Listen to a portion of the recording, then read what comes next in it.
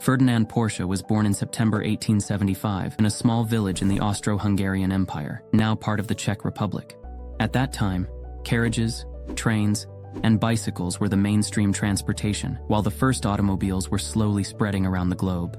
Porsche grew up learning the trade of his father, who ran a blacksmithing business. However, he never showed much interest in the family business, focusing instead on his studies, hoping to find his career elsewhere. Unfortunately, Ferdinand lost his older brother when he was 14, leading him to drop out of school and work full-time at his father's workshop.